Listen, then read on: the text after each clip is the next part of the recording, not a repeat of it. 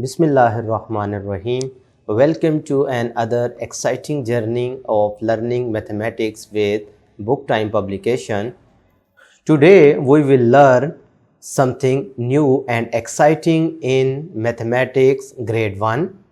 Let's get started with unit 1, that is whole numbers, and our topic is counting in tens. तो प्यारे बच्चों, आपने counting से तो आप वाकिफ़ हैं, आपने काउंट किया हुआ है नंबर्स को, ऑब्जेक्ट्स को काउंट किया हुआ है 1 2 3 4 5, ठीक है। तो ये तो कहलाती थी काउंटिंग।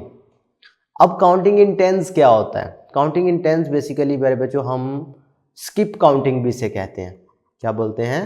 Skip counting. इसके नाम से ही पता चल रहा है कि आपने नंबर्स को स्किप करके आगे मूव करना है। कैसे? अब ये देखें, 10 था तो नेक्स्ट मूव करके 20 पे हमने 11 से लेकर 19 तक नंबर्स को स्किप कर दिया, ठीक है। स्किप किया कि नहीं किया? इसी तरह 20 के बाद आ गया 30, तो इसमें हमने 21 से लेकर 29 तक नंबर स्किप कर दिए।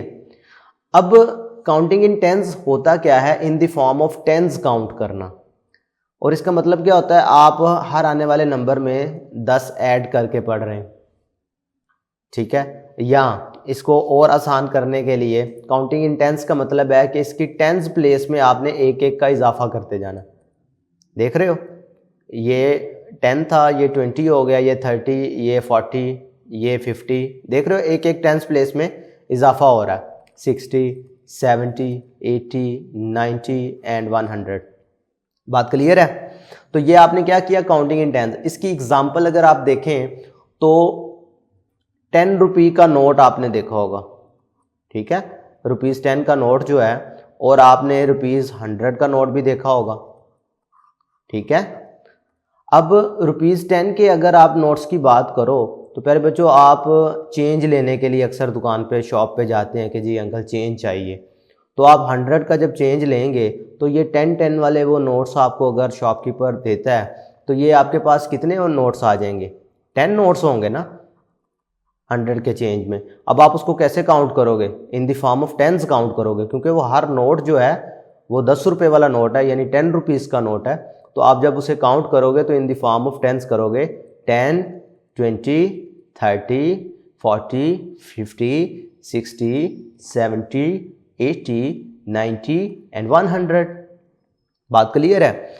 इधर से एक और बात आपने याद रखनी है कि 10 टेंस मेक 100। भाई अगर ये जो टेंस वाला बंडल है, ये अगर हमारे पास 10 बंडल्स बन जाएं तो ये 10 बंडल्स मिलकर एक नया नंबर बनाएंगे जिसे हम 100 का नाम देंगे। और आप देख रहे हैं इसमें 3 डिजिट है, 1 2 3। बात समझ आ रही है? इसमें कितने डिजिट्स हैं? 3 डिजिट्स।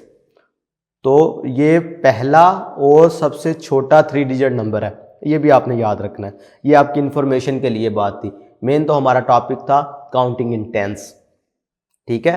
तो लिखा हुआ है counting in tens create a pattern of numbers and with a zero. देखो पैटर्न ऑफ नंबर्स, देखो 1 2 3 4 5 6 7 8 9 10। देख रहे एक तरतीब के साथ आ रहा है।